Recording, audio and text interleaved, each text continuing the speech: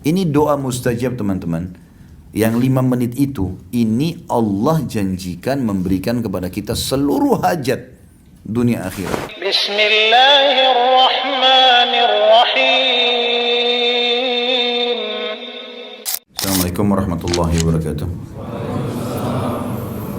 Alhamdulillah wassalatu wassalamu ala rasulillah. Segala puji bagi Allah subhanahu wa ta'ala, juga salawat dan taslim kepada Nabi besar Muhammad sallallahu alaihi wasallam. Pertama-tama tentu saya perlu sampaikan teman-teman sekalian, untuk taklim kita ini sebulan sekali ini tidak bisa saya mulai sebelum duhur ya. Jadi memang harus duhur karena taklim sebelumnya yang sudah berjalan jauh, mungkin kurang lebih sudah 2 tahun di Rawamangun itu dari jam 9 sampai jam 11. Biasanya kejar waktu kesini naik motor butuh waktu sekitar 45 menit.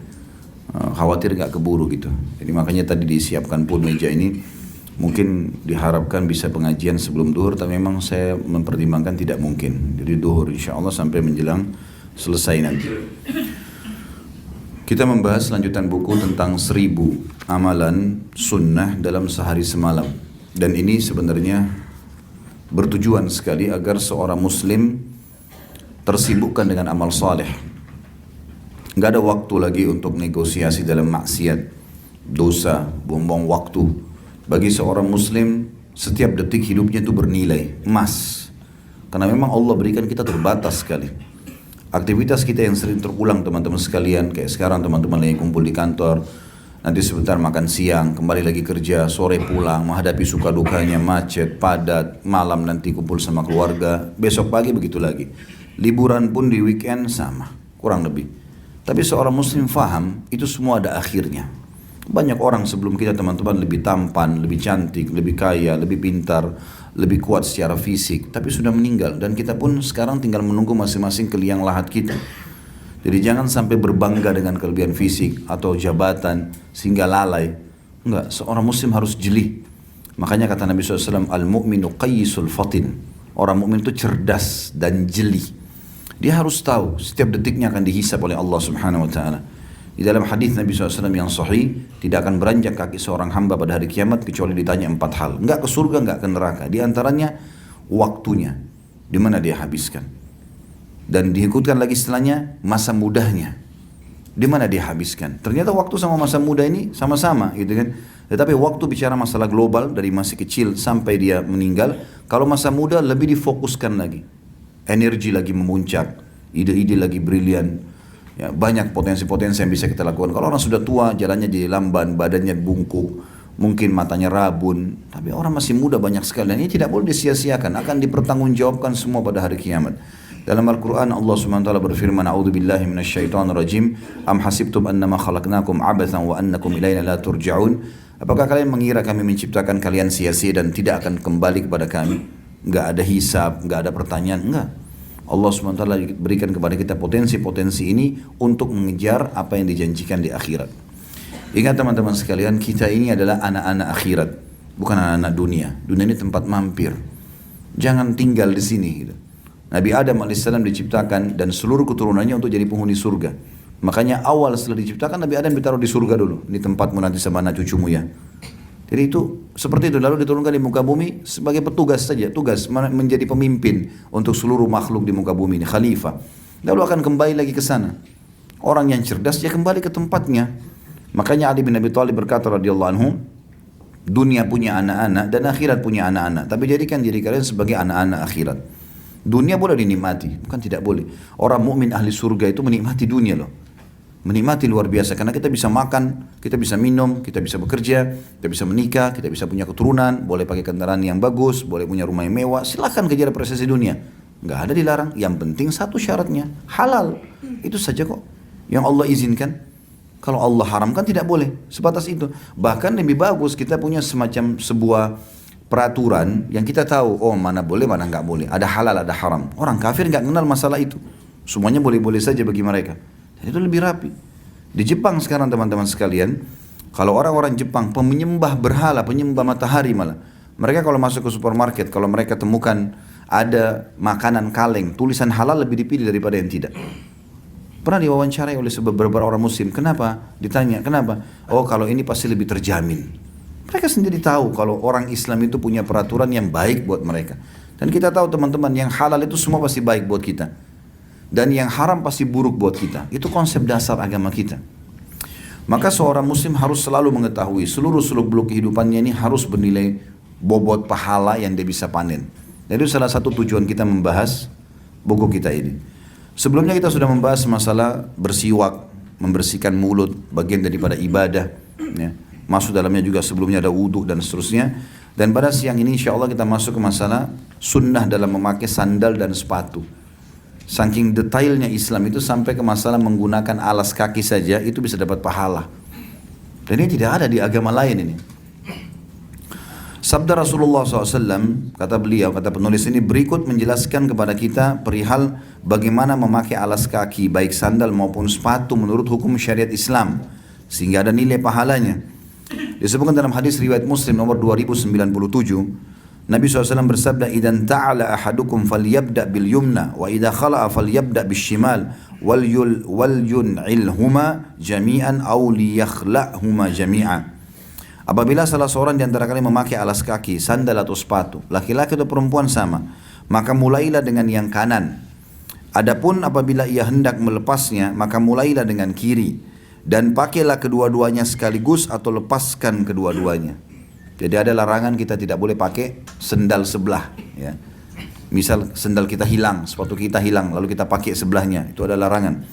Dan ini tentu ada penelitian medis juga ya, ada berpengaruh masalah itu kepada kesehatan kita. Yang jelas yang kita ingin titik beratkan ternyata menggunakan sandal dan sepatu dimulai dengan kaki kanan, ya, kemudian dilepas dengan kiri terlebih dahulu sehingga kanan yang terakhir, maka ini ada pahalanya. Kita masuk musholla atau tempat seperti ini ada pahalanya. Buka sepatu tadi, pakai sepatu sebentar gitu kan. Di rumah mungkin ibu-ibu akhwat kita pakai sendal di rumah yang dipakai biasa mungkin dalam rumah, itu sudah bisa jadi pahala.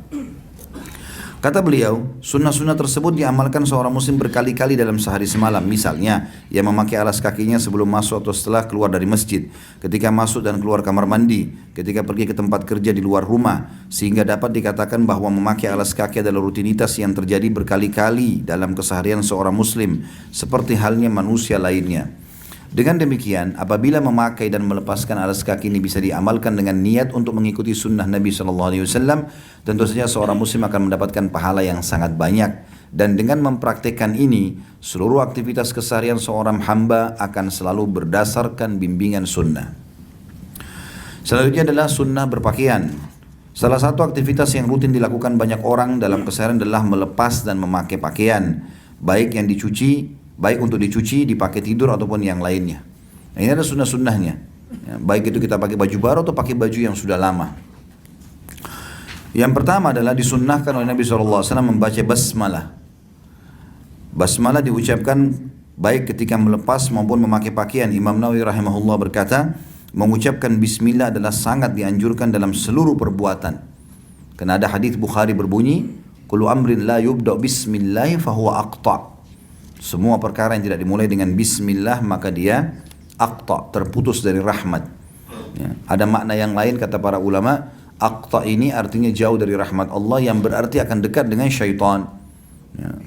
Maka dengan baca bismillah saja, mau makan, mau beraktivitas apa saja, maka itu sudah cukup jadi ibadah. Yang kedua, berdoa ketika memakai pakaian. Dalam sebuah hadis disebutkan apabila Rasulullah SAW hendak memakai pakaian, baik gamis, jubah ataupun sorban, beliau selalu berdoa, Allahumma inni as'aluka min khairihi wa khairi ma suni'alah, wa a'udzubika min syarrihi wa syarri ma suni'alah. Hadis ini tentu diriwayatkan Abu Daud nomor 4020.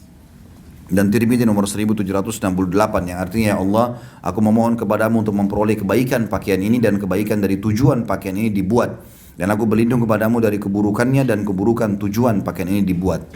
Nah, sebagian riwayat menjelaskan ini dibaca kalau menggunakan baju baru, ya, menggunakan baju baru. Kalau kita sudah menggunakan baju yang sudah lama, maka ada doa yang juga diajarkan di dalam hadis yang sahih, kata Nabi SAW, Alhamdulillahilladzi kasanihi hadat thawb warazaqanihi min ghairi haulin minni wala quwwah. Segala puji bagi Allah yang telah mengenakan aku pakaian ini tanpa daya dan ada kekuatan dari aku. Ya, sebagai rezeki darinya tanpa ada daya dan kekuatan dari aku. Jadi kita sudah pakai baju, kita minta kebaikan-kebaikannya, kebaikan bahan-bahannya, penampilan kita. Begitu juga kita minta dijauhkan dari keburukannya, keburukan bahan-bahannya, dan juga penampilan yang tampil dari pakaian tersebut. Jadi sudah pakai pakaian dapat pahala. Yang ketiga, memakai pakaian dari sebelah kanan, dan ini sudah kita jelaskan tadi. Ini juga ada banyak hadis yang menjelaskan Nabi SAW selalu memulai yang baik-baik dengan tangan kanan dan sisi kanan, menyisir rambutnya, memakai bajunya, memakai sendalnya, semua dimulai dengan kanan. Sunnah atau anjuran untuk mengerjakan amalan dengan tangan kanan atau sisi kanan ini adalah hadis Nabi SAW, "Idza labistum fabda'u bi aymanikum." Apabila kalian hendak memakai pakaian, maka mulailah dengan sebelah kanan kalian. Hadis ini riwayat Abu Daud nomor 4141 dan Tirmidzi 1766. Kemudian sunnahnya juga adalah bisa ada 4 sunnah di sini dalam menggunakan pakaian, melepaskan pakaian atau celana dari sebelah kiri. Jadi kalau pakai sisi kanan, dan itu yang awal dimulai dalam hadisnya dikatakan mulailah selalu dengan sisi kanan dan jadikan kanan terakhir yang kalian lepaskan, baik itu sendal, pakaian ataupun yang lainnya. Tentu ini sebatas perbuatan-perbuatan yang dianggap positif ya. Tapi kalau untuk membersihkan diri, maaf, cebok pada saat lagi buang besar, justru tangan kiri. Justru tangan kiri. Seperti kasus kita masuk ke masjid dimulai dengan kaki kanan, keluar dengan kaki kiri. Tapi kalau masuk kamar mandi atau WC, kaki kiri dulu baru kaki kanan, gitu kan. Kalau perbuatan yang dianggap negatif, membuang kotoran kita ini, yang memang dasarnya dalam pandangan orang ya kurang baik, kalau kececer pun orang menilai buruk misalnya, maka itu dengan sebelah kiri. Juga ada tambahan di sini sunnah Nabi SAW kalau teman kita pakai baju baru, dan boleh kita mengatakan ini baju baru saya beli, nggak ada hubungannya sama riya itu, karena itu fasilitas duniawi, gitu kan.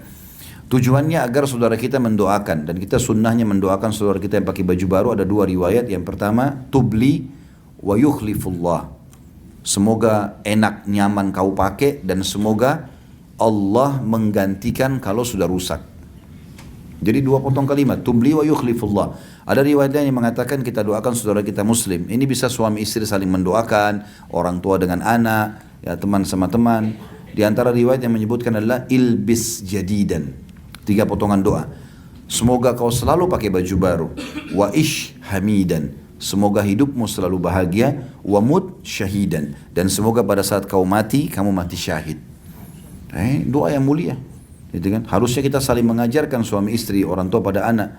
Ini mulia, pakai baju baru, sudah nyaman. Ya, kita juga merasa bangga dengan baju itu, ya, karena baju baru. Kemudian kita juga didoakan, ilbis jadidan, semoga kau selalu pakai baju baru. Wa ish hamidan, semoga hidupmu bahagia. Wa mut syahidan, dan pada saat kau mati, closingnya nanti mati syahid, mati yang terbaik. Kemudian ada sunnah selanjutnya adalah sunnah keluar dan masuk ke dalam rumah. Ini tiap hari kita lakukan. Walaupun kita sebagian ulama mengatakan keluar hanya ke halaman, menemui tamu di teras, di kebun belakang, sama saja.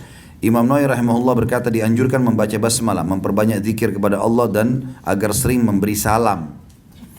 Kalau masalah zikir kepada Allah itu beranjak daripada sabda Rasulullah SAW di dalam hadis sahih riwayat Muslim nomor 2018. "Idza dakhala ar-rajulu baitahu fadzakara Allah 'inda dukhulihi wa 'inda ta'amihi, qala asy-syaitan la mabita lakum wala 'asha." Apabila seseorang masuk ke dalam rumahnya lalu dia berzikir kepada Allah, apa saja, dia ucapkan salam, dia baca bismillah. Ketika dia masuk dan ketika dia makan di rumahnya, maka syaitan yang ada di sekitar rumahnya berkata pada teman-temannya, tidak ada tempat untuk nginap dan makan malam bagi kalian. Ada riwayat lain yang menjelaskan mengucapkan salam. Siapa yang mengucapkan salam pada saat masuk ke rumahnya? Ada orang, gak ada orang. Teman-teman mungkin ada yang belum menikah misalnya, kemudian dia tinggal di kontrakan sendiri, di kos-kosan sendiri. Dia buka, ucapin salam. Dalam surah An-Nur, Allah SWT jelaskan masalah itu. Fasallimu ala anfusikum tahiyatan min indillah.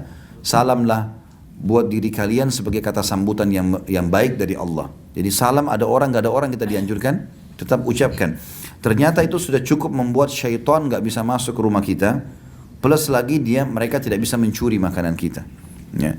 Dari perlu juga digarisbawahi teman-teman sekalian, yang sering digambarkan di sinetron kita, di film-film, kalau syaitan bisa menembus tembok, menembus pintu, itu dusta besar. Ya. Dusta besar, gak bakal pernah bisa terjadi itu. Ya, nggak ada ceritanya itu kuburan terbuka, pocongnya bisa jalan, datang ke rumah ketuk-ketuk pintu, ya. Atau panggil anaknya, panggil keluarganya, dusta. Ini perusakan akidah, sama sekali nggak benar. Nggak ada. Orang sudah mati nggak bakal keluar dari kuburannya. Mustahil. Gitu kan. Kalau memang betul itu terjadi, maka pasti tiap hari kita bisa dikunjungi oleh kerabat kita yang sudah meninggal. Atau kita bisa ketemu Rasulullah SAW, ketemu para syuhada Badar. Kita ngobrol aja sama mereka. Tapi itu nggak benar. Gitu kan. Lalu minta makan, minta minum, ini tidak benar semuanya. Makanya Nabi SAW juga mengatakan dalam hadis Bukhari, syaitan tidak akan pernah bisa membuka pintu yang sudah ditutup oleh pemilik rumah, dan syaitan tidak akan pernah bisa membuka tutup panci yang sudah ditutup. Mustahil. Jadi nggak mungkin, gitu kan. Jadi jangan dikatakan bahwasanya dia akan masuk dan segala macam, kecuali memang dasarnya orang itu membuka diri untuk itu. Nah subhanallah, salah satu yang menameng syaitan untuk masuk ke rumah adalah pengucapan salam atau berzikir ini. Itu yang pertama. Yang kedua, berdoa ketika masuk rumah. Kita, kata beliau, kaum muslimin diperintahkan supaya berdoa setiap kali masuk rumah, sekembali dari luar rumah. Sunnah dalam hal ini adalah disebutkan dalam hadis Nabi alaihi salatu wassalam, di dalam hadis yang sahih diriwayatkan Abu Daud nomor 5096. Nabi SAW sering kali mengucapkan kalau masuk rumah, Allahumma inni as'aluka khairal malaji wa khairal makhraji, bismillahi walajna wa bismillahi kharajna wa ala Allahi rabbina tawakkalna. Ya Allah, kepadamu lah aku memohon, ya, kebaikan ketika masuk dan kebaikan ketika keluar, dengan menyebut nama Allah kami masuk dan kami keluar, dan hanya kepada Allah Rabb kami bertawakal. Kemudian dia dianjurkan memberikan atau mengucapkan salam kepada anggota keluarganya pada waktu itu sedang berada dalam rumah. Dengan doa tersebut seseorang akan bisa merasakan tawakalnya kepada Allah saat masuk dan keluar rumah, dan ini akan melahirkan hubungan yang terus menerus antara hamba dengan Rabbnya. Jadi memang tujuan-tujuan daripada doa dan zikir ini agar seseorang seperti selalu absen dengan Tuhannya Allah subhanahu wa ta'ala. Itu sunnah membaca doa ini.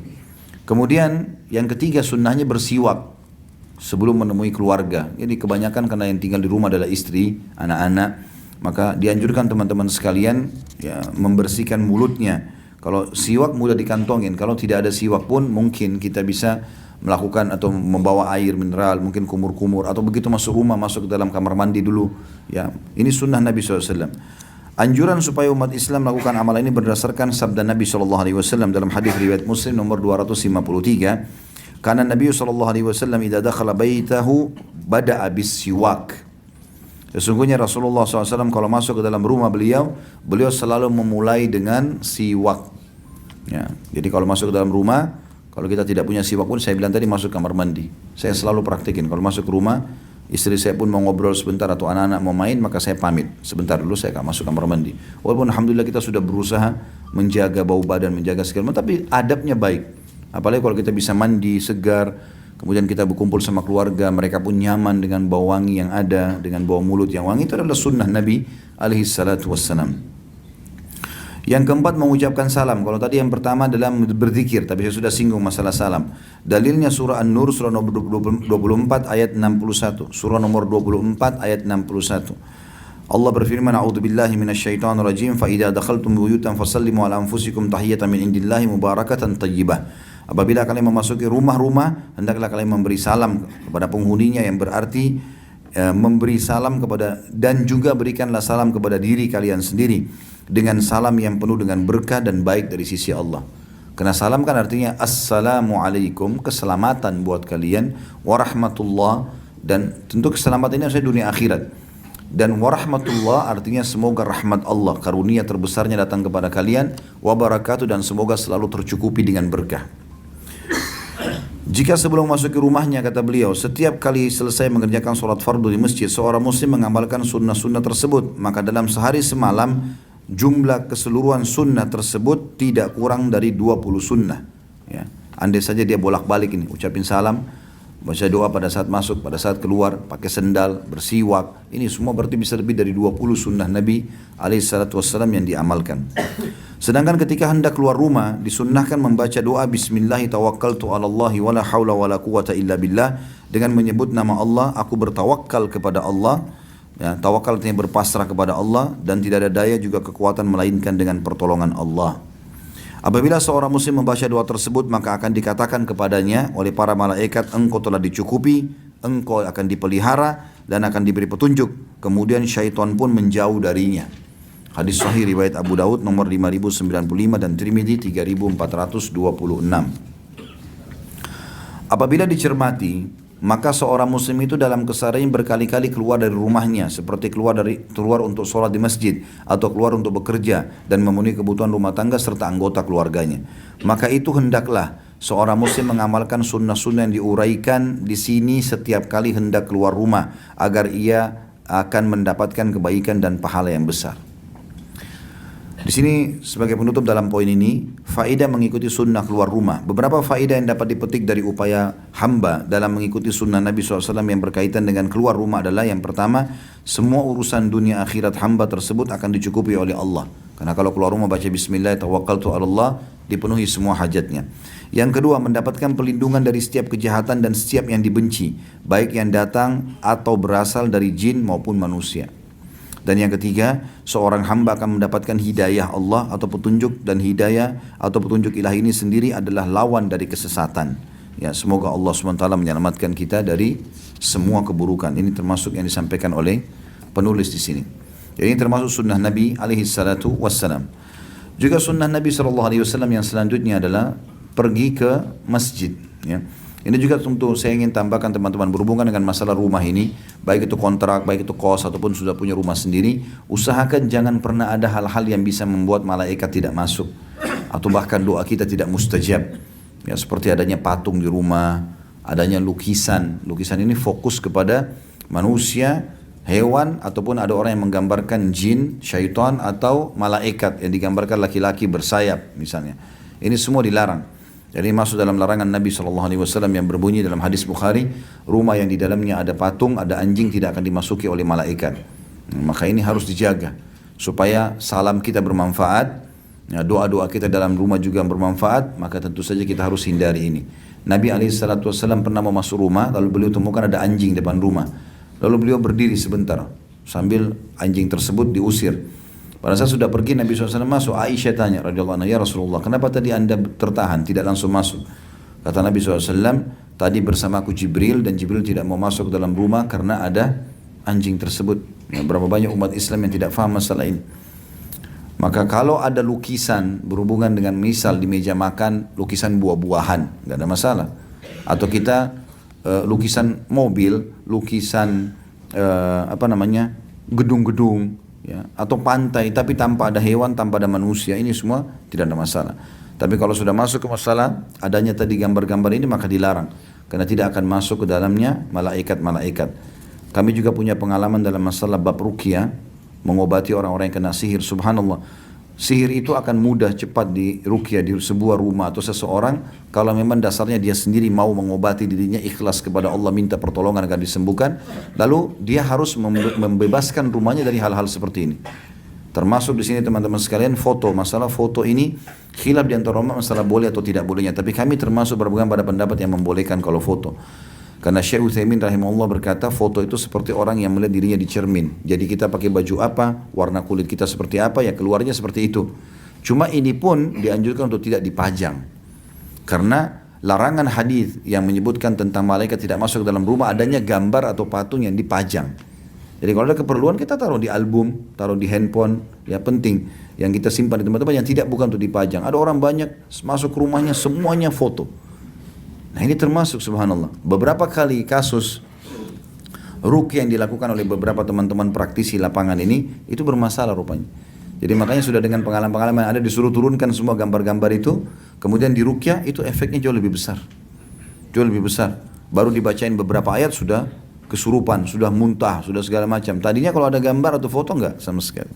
Nah, maka ini juga termasuk berhubungan dengan masalah rumah supaya apa yang kita amalkan dari sunnah-sunnah Nabi SAW itu bermanfaat. Rumah itu makin bersih, makin bagus, ya, makin disukai oleh Allah SWT. Dan ingat juga merapikan rumah, membersihkan rumah bagian dari sunnah Nabi SAW. Ya, dalam hadis dikatakan innallaha jamilun yuhibbul jamal. Allah indah. Ya, maksud makna dalam masalah indah ini adalah bersih, rapi dan menyukai semua itu. Makanya kita lihat surga yang dijanjikan digambarkan istana yang mewah, kebun-kebun yang lebat dan rapi, permadani, dipan-dipan, bantal-bantal. Surah Al-Waqiah, Surah Ar-Rahman menjelaskan semuanya indah. Bidadari-bidadara digambarkan seperti intan, seperti yakut, luar biasa gitu menggambarkan. Dan memang itu ajaran Allah Subhanahu wa taala kepada nabinya Muhammad sallallahu alaihi wasallam. Kalau tempat kotor, ya maka disukai oleh syaitan. Syaitan itu melihat tempat bersih teman-teman, tempat wangi itu seperti kalau kita melihat tempat yang jorok. Dia justru suka, makanya rumah-rumah yang tidak dihuni, rumah tua, memang ada syaitan. Memang dia suka dengan tempat-tempat seperti itu. Dan kalau dibersihkan maka tentu saja akan aman. Allahu a'lam. Kemudian kita masuk ada sunnah selanjutnya, sunnah menuju ke masjid. Dan mungkin kita tutup dengan ini supaya ada kesempatan untuk bertanya. Yang pertama, bersegera menuju ke masjid. Ya, jadi usahakan kalau bisa ke masjid sebelum azan bagus. Kalau pas azan, yang penting kita jangan ketinggalan beberapa sunnah-sunnah Nabi. Karena antara azan dan iqamah ada doa mustajab, ada sholat qabliyah, ya. Ada mengejar awal takbiratul ihram bersama imam. Ya. Karena syaitan kalau tidak bisa menahan kita untuk ke masjid, maka minimal sekali dia akan menerlambatkan kita supaya kehilangan sunnah-sunnah ini. Oh, masih 5 menit kok, masjid dekat rumah saya, iqamahnya ditunda lah akhirnya. Akhirnya dia tiba nggak sempat sholat qabliyah, nggak sempat doa mustajab. Ini doa mustajab teman-teman. Yang 5 menit itu, ini Allah janjikan memberikan kepada kita seluruh hajat dunia akhirat. Antum bayangin kalau seandainya kita diberikan kesempatan oleh wali kota atau gubernur DKI untuk datang ke kantornya setengah jam saja, boleh sampaikan apa yang dia inginkan. Misal disampaikan pembebasan tanah di satu tempat, itu saja sudah luar biasa. Mungkin kita sudah adakan persiapan-persiapan, hanya dikasih waktu sebentar, dan itu hanya satu hajat. Antara azan iqamah ini harus dimaksimalkan, doa mustajab, gitu kan? Harusnya seperti itu. Sunnah menuju ke masjid dianjurkan agar yang pertama bersegera, beranjak daripada hadis Nabi SAW riwayat Bukhari nomor 615, Imam Muslim nomor 437. Nabi SAW bersabda, "La ya'lamun nasu ma fi nida'i was safil awal la atau thumma lam yajidu illa an yastahimu." Saya ulangi kembali, "La ya'lamun nasu ma fi nida'i was safil awal thumma lam yajidu illa an yastahimu alaihi lastahamu alaihi." Walau ya'lamuna ma fi tahjiri lastabaqu ilai walau ya'lamuna ma fil atamata was subhi la atauhuma walau habwa. Seandainya manusia mengetahui keutamaan panggilan azan dan saf pertama, begitu azan mereka sudah jawab jawaban muadzin, lalu kemudian mereka ke masjid dan mengejar saf-saf pertama bagi laki-laki di depan. Kemudian tidaklah mereka bisa mendapatkan itu kecuali mereka berundi atau bersaing, pasti mereka akan berundi atau bersaing. Dan seandainya mereka mengetahui keutamaan bersegera menuju ke masjid, niscaya mereka akan berlomba-lomba. Dan seandainya mereka mengetahui keutamaan sholat isya dan subuh berjamaah, niscaya mereka akan datang walaupun dengan merangkak. Dan ini berarti keutamaan ke masjid. Buru-buru ke masjid di awal waktu itu bagus. Maksud saya ini buru-buru bukan berlari, tapi dia bersegera datang. Imam Nawawi rahimahullah berkata, at-tahjir ialah bersegera menuju ke sholat. Jadi bersin ya, yarhamkallah. Yang kedua, berdoa ketika menuju ke masjid. Dan ini doa mulia sekali. Kata para ulama, orang yang rutin kerjakan, maka walaupun dia berkulit gelap, tetap Allah SWT berikan ini, cahaya. Terbiasa berdoa ini kalau ke masjid. Hadis ini diriwayatkan oleh Imam Muslim nomor 763. Siapa yang ke masjid membaca Allahumma ja'al fi qalbi nura, ya Allah jadikanlah cahaya di dalam hatiku, wa fi lisani nura. Jadi kita cara menghafalnya itu seperti kalau saya pribadi, kalau saya pada saat pertama menghafal doa ini, saya membayangkan, oh ini yang dimulai dari hati dulu minta cahaya. Oh setelah itu baru dikatakan lisan, ya, wa fi lisani nura. Waj'al fi sam'i nura, jadikanlah di pendengaranku cahaya. Waj'al fi basari nura, jadikanlah di penglihatanku cahaya. Waj'al fi min khalfi nura, ya Allah jadikan dari belakangku semua cahaya. Wa min amami nura, dari depanku cahaya. Waj'al min fawqi nura, jadikan di atasku cahaya. Wa min tahti nura, di bawahku juga cahaya. Allahumma a'tini nura, ya Allah berikanlah aku cahaya. Ada tentu riwayat-riwayat yang lebih lengkap daripada ini. Di antaranya tambahan Allahumma ja'al fi bashari nura wa fi qabri nura. Ya Allah jadikanlah di seluruh wajahku cahaya dan di kuburanku nanti juga cahaya. Ini sunnah Nabi SAW. Ya, tentu teman-teman mengamalkannya dengan cara rutin diamalkan, insya Allah akan dihafal. Seperti Al-Fatihah. Karena kita rutin terus baca jadi dihafal. Maka harus dimulai untuk menghafal itu. Yang ketiga, berjalan menuju masjid dengan tenang, secara perlahan-lahan, jadi jangan tergesa-gesa. Dapat pahala juga di sini. Hadis ini riwayat Bukhari nomor 636 dan 908 dan Imam Muslim nomor 944. Nabi SAW bersabda, "Idza sami'tumul iqamah famshu ila sholati wa alaikum bis sakinati wal waqar." Jikapun kalian telat dan kalian sudah mendengar kumandang iqamah, maka berjalanlah ke masjid untuk sholat dengan tenang dan perlahan-lahan. Dan makna as-sakinah ialah perlahan dalam berjalan dan menjauhkan diri dari senda gurau. Sedangkan al-waqar artinya menundukkan pandangan, merendahkan suara dan tidak menoleh ke sana sini.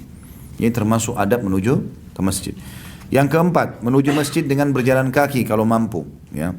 Kalau memang membutuhkan kendaraan tidak ada masalah. Para ulama menjelaskan bahwasanya disunnahkan memperpendek langkah serta tidak tergesa-gesa tatkala berjalan menuju ke masjid. Tujuannya adalah agar kebaikan yang diperoleh pelaku amalan sunnah ini semakin banyak. Keterangan ini berdasarkan nas syar'i yang menunjukkan keutamaan memperbanyak langkah saat ke masjid. Di antaranya sabda Nabi SAW dalam hadis Muslim nomor 251. Ala adullukum ala ma yamhu Allahu bihil khataya wa yarfa'u bihid darajat. Qalu bala ya Rasulullah wa dzakara minha kathratul khuta ilal masajid. Maukah kalian aku tunjukkan perbuatan yang paling banyak menyebabkan Allah mengampuni dosa dan meninggikan derajat seseorang di surga? Mereka menjawab, tentu ya Rasulullah. Kemudian Rasulullah SAW menyebutkan salah satunya adalah memperbanyak langkah menuju ke masjid. Tentu ada juga masuk, ini sudah kita jelaskan di bab wudu dulu ya. Berwudu di waktu-waktu yang dia apa? Masih ingat gak? Dibenci. Waktu-waktu yang tidak disukai. Kayak malam hari mau tidur, kita sudah ngantuk. Di musim dingin. Itu termasuk banyak meninggikan derajat dan mengampuni dosa-dosa. Tapi sini saksi bahasan kita memperbanyak langkah. Abdullah bin Umar radhiyallahu anhu, Abu Hurairah radhiyallahu anhu dan beberapa sahabat itu kalau belum masuk sebelum waktu-waktu sholat mereka sudah keluar masjid dan jalan pelan. Misalnya Masjid Nabawi menujunya lurus, mereka mutar dulu ke rumah-rumah kerabatnya, teman-temannya untuk memanggil sholat, untuk memperbanyak langkah-langkah kaki menuju ke masjid. Hanya dengan jalan peninggian derajat dan pembersihan dosa. Dalam hadis Bukhari yang lain dikatakan, setiap langkah ke masjid, satu langkahnya mengampuni dosa, satu langkahnya mengangkat derajat. Yang kelima, berdoa ketika masuk masjid. Ini dengan kaki kanan, lalu kita membaca di antara lafaz hadisnya adalah Allahumma ftah li abwaaba rahmatik. Ya Allah, bukakanlah untukku pintu-pintu rahmatmu. Di dalam riwayat yang lain disunnahkan juga memulai dengan salawat kepada Nabi SAW, ya. Dikatakan dalam hadis yang diriwayatkan oleh An-Nasai, Ibnu Khuzaimah, Ibnu Hibban dan Ibnu Majah, dan ini riwayat Ibnu Majah nomor 772 dengan sanad sahih. Rasulullah SAW bersabda, "Idza dakhala ahadukumul masjid falyusallim 'alan nabi sallallahu alaihi wasallam wal yaqul Allahumma aftah li abwaaba rahmatik." Apabila di antara kalian ada yang masuk ke masjid, maka hendaklah ia bersalawat kepada Nabi sallallahu alaihi wasallam. Baca Allahumma salli ala Muhammadin wa ala ali Muhammad. Kemudian ucapkanlah doa, ya Allah, bukalah pintu rahmatmu untukku. Dan rahmat artinya karunia. Yang keenam, mendahulukan kaki kanan saat masuk ke masjid. Ini sudah masyhur. Hadisnya adalah hadis yang sahih riwayat Hakim di jilid 1 halaman 475. Anas bin Malik berkata, "Anu minas sunnati idza dakhalta al-masjid an tabda'a bi rijlikal yumna wa idza kharajta an tabda'a bi rijlikal yusra."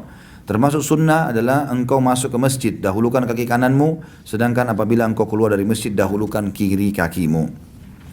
Yang ketujuh, memprioritaskan menempati saf pertama, terutama bagi laki-laki. Jadi jangan dorong-dorongan sama orang, jangan persilahkan kita yang masuk duluan. Kalau sudah masuk di saf pertama, kemudian ternyata ada lowong, baru kita persilahkan orang lain masuk. Ya. Sesuai dengan sabda Nabi SAW dalam hadis sahih riwayat Bukhari nomor 615, Imam Muslim 437, "La ya'lamun nasu ma fi nidai was-safil awal, thumma lam yajidu illa an yastahimu alai, lastahamu alai, walau ya'lamuna ma fi at-tahjiri lastabaqu ilai."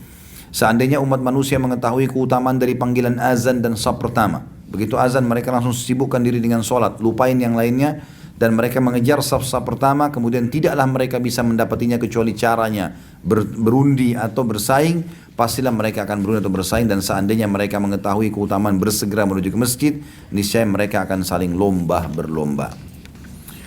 3 poin yang terakhir, yang ke-8 adalah berdoa ketika keluar masjid dengan membaca Allahumma inni as'aluka min fadlik.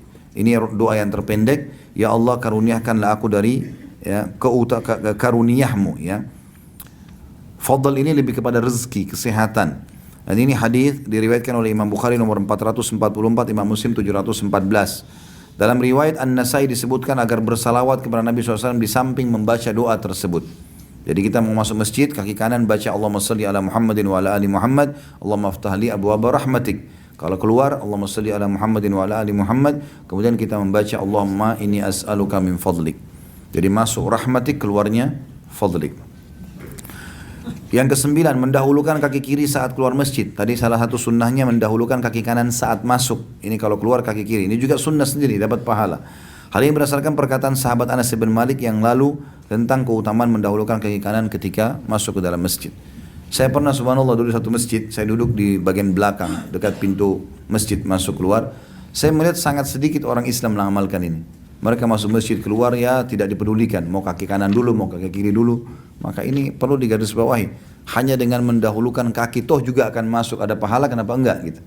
Bahkan saya pernah temukan ada seorang profesor mengajar kami di S2 dulu, ilmu budaya. Semoga Allah kasih hidayah. Alhamdulillah pada saat itu dia mengajar dan saya ada di kelas gitu. Kemudian dia mengatakan ada tradisi, waktu itu kami di Sulawesi Selatan, ada tradisi orang Bugis Makassar, kalau masuk kamar mandi itu kaki kiri keluar kaki kanan. Saya langsung angkat tangan, saya bilang maaf Pak Prof, setahu saya itu bukan tradisi Bugis Makassar, itu adalah sunnah Nabi SAW. Kalau anda mau saya datangkan hadisnya, saya datangkan Sahih Bukhari, ya keesokan hari saya perlihatkan, ini silahkan lihat. Ini hadisnya, jadi itu sunnah. Subhanallah, profesor pun orang muslim tidak tahu kalau itu adalah sunnah Nabi SAW. Dan ini banyak terjadi. Sayang sekali, hanya sekedar untuk masuk ke masjid dengan kaki dan keluar juga dengan kaki kanan, keluar dengan kaki kiri sudah dapat pahala, tidak dilakukan. Yang ke-10 yang terakhir adalah sholat tahiyat masjid. Ya, sebagai kata penghormatan, ini sebenarnya tahiyat adalah penghormatan terhadap masjid. Ya. Sabda Nabi SAW, "Idza dakhala ahadukumul masjid fala yajlis hatta yusalli rak'atain." Apabila salah seorang di antara kalian masuk ke masjid, maka janganlah ia duduk hingga dia sholat 2 rakaat. Hadis ini riwayatkan Imam Bukhari. Oh tadi itu poin nomor 8 itu hadisnya riwayat Muslim 713. Yang sekarang ini poin nomor 10 hadis riwayat Bukhari nomor 444 dan Muslim 714. Jadi tadi saya terbalik membaca footnote-nya. Tahiyat masjid maksudnya adalah orang kalau masuk ke masjid tidak ada kegiatan sholat yang lain. Jadi kalau seandainya kita masuk masjid, dasarnya kita mau sholat qobliyah misalnya, itu sudah dihitung juga tahiyat masjid. Intinya sholat. Kita masuk ke masjid pun, kita temukan sudah iqamah, lalu kita sholat wajib, ya sudah. Itu sudah sama saja dia sudah menghormati masjid dengan sholat. Jadi kalau kita mau datang masjid untuk majelis ilmu misalnya di waktu duha, maka kita datang sholat tahiyat masjid sebagai sambutan buat masjid itu boleh saja. Tapi kalau kita ingin sholat duha, maka sudah gugur masalah tahiyat masjid secara khusus itu ya.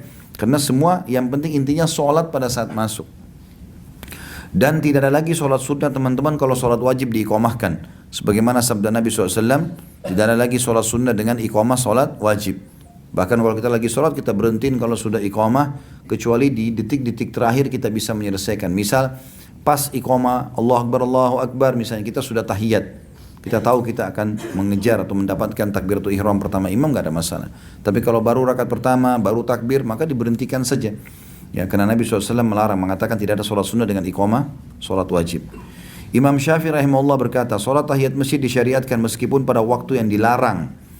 Ya, ini tentu ada khilaf di antara ulama ya, tapi saya termasuk berpegang pada pendapat ini. Jadi misalnya habis subuh sampai terbit matahari itu kan dilarang sholat. Habis asar sampai terbenam matahari kan dilarang sholat, gitu kan? Karena memang ini poinnya, ada hadis yang berkata jangan kalian sujud atau ruku di awal pagi, maksudnya di awal habis iqamah subuh sampai terbit matahari, dan habis asar sampai terbenam matahari karena iblis sedang mengeluarkan tanduknya dan pengikutnya sedang sujud kepadanya. Tapi ada beberapa jenis sholat yang dikecualikan, penghususan diantaranya tahiyat masjid, diantaranya sholat jenazah, diantaranya sholat gerhana, gitu kan? Ini semua sholat-sholat yang dikecualikan. Ya. Ibnu Hajar berkata, hukum sholat tahiyat masjid adalah sunnah menurut ijma' dan ahli fatwa atau ulama. Praktek sunnah-sunnah tersebut terjadi berkali-kali yang dilakukan oleh seorang muslim ketika ia hendak bepergian menuju masjid untuk melaksanakan sholat 5 waktu. Apabila dikumpulkan semuanya tadi, 10 poin tadi, karena kan 10 poin ya, maka kalau untuk 5 waktu sholat berarti dalam itu saja dia mendapatkan 50 sunnah. 50 sunnah Nabi SAW. Allahu a'lam. Baik, itu saja teman-teman sekalian. Mudah-mudahan bermanfaat apa yang kita bahas insyaAllah. Karena waktunya sudah jam 1. Mudah-mudahan bermanfaat sekali lagi dan jadikan sebagai tambahan amal kita pada hari kiamat. Kalau ada benar dari Allah, kalau ada salah dari saya mohon dimaafkan. Subhanakallahumma bihamdika asyhadu an la ilaha illa anta astaghfiruka wa atubu ilaik. Wassalamualaikum warahmatullahi wabarakatuh.